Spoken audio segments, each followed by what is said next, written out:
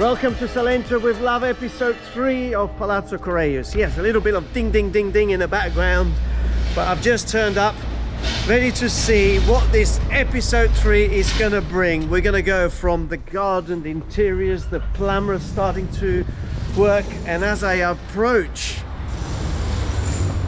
I can hear the hammer. Let's go in. So a huge septic tank was made here in the garden to accommodate the dirty stuff, but also the tank accommodating as well, or containing the diesel that was making these old boilers operating, was also there buried into the ground. So fantastic work in removing all the metal work around so that can be taken out, but also reinstating the garden, so allowing really for soil to go back in. So this has been filled with all the old stones and blocks, and then fresh soil will go over the top, allowing us really to landscape and transform this garden. But I know, while we are talking, I also like to point out the incredible work that has been done in what they call faccia vista. So all of the blocks are being cleaned up one by one, and then making a mixture of limestone, cement, everything has been stitched. Look at this, doesn't it look amazing? It can be treated so it doesn't produce any dust, and then you can have this wonderful vegetation growing in here. What an amazing space this garden is becoming. And it's definitely go, go, go in this wonderful garden. Also, we just lifted up a little bit the walls of the adjacent neighbors. Now, you can easily do it without applying, but it's always a very good idea to ask your neighbors, because they may be been accustomed to the fact of not having a higher wall, or they probably wanted a higher wall but no one built it and they didn't want to spend the money. So it's a good really manners just to ask your neighbors before you do it. But by law you can have your perimeter walls up to just below 3 meters. So here we haven't gone that crazy high, but also in doing this we've got some reclaimed blocks, which is great. So the whole walls looks very matured rather than having those white clean blocks. But as I'm getting round here to the back, do you remember those concrete blocks here?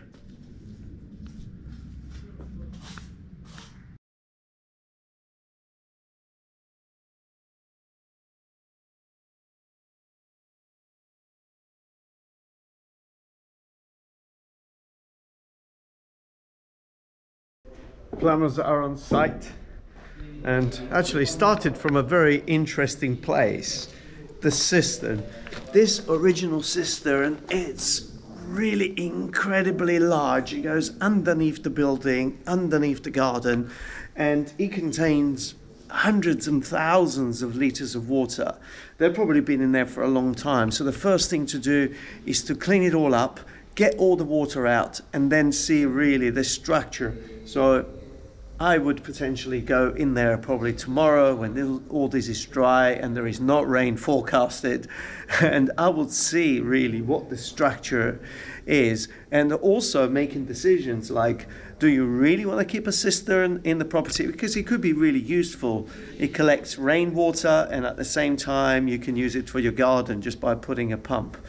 But the plumbers are also here at the moment discussing some really important points in regards to the underfloor heating and the cooling system. And one of the experts, a heating engineer, is here at the moment discussing really the cubic meters of the space. It's very important. You know, you can't just sort of say, okay, we'll put this power here, we put this unit here. No, it is important really to bring an heating engineer on who does the calculations in terms of really what's happening.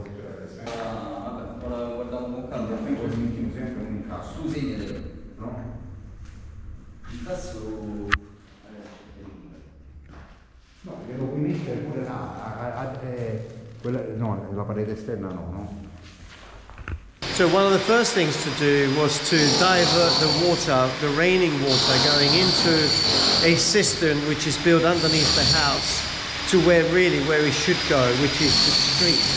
So let me step outside. So there was already a line running through, but they actually had to lift this up, and so now the rainwater will come out gushing through there, and this is really the legal way. The water that is produced by the rain, it's got to go into the street, is what is called clean water, white water, that you can't mix it up with really the sewer or your bathrooms. And obviously getting the right inclination, you can imagine, you know, a roof terrace the size of this building, how much water is going to produce when it rains. So it is important to have the right angle so the water comes gushing down from the roof and goes straight out. And the amount of material as well that is produced as a result of doing this is quite incredible.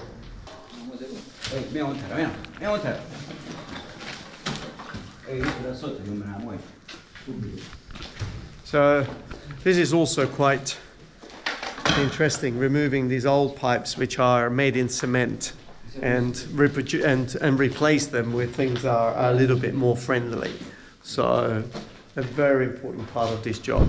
I always find Friday is the best day to wrap up a week, and a beautiful blue sky is always a good sign. And the sound of people working is even better. So let's see what's been happening at Palazzo Correos. Oh, hi. Buongiorno. Amazing to see these guys working, and so much happening in the transformation. So let's go through. It looks like a maze on the floor now. Tutti questi tagli, sembra un labirinto. It looks like a labyrinth, really. What are all these cats for? Well, these cats are because all the pipe work that needs to run the copper pipes for the cooling system, the units that are actually embedded inside the wall, all the pipe work runs into the floor. So that allows us really to save any cuttings or anything that is going to be done to the walls, but also means that the wall needs to be opened up to accommodate the units. Now these are different from the units that you put up in the air, which sometimes are not very pretty, but sometimes the thickness of the wall doesn't allow you to do otherwise. So in this particular case, with a very thick wall, we have that advantage. So you could see where all the floors have been cut, and obviously it needs to bring also the pipe discharging the water, because these units produce, when you put them on cold air, they produce moisture, and it needs to be pushed out and it needs to go away. So we're having a unit going over there in that corner. I love to see all the materials piled up over here.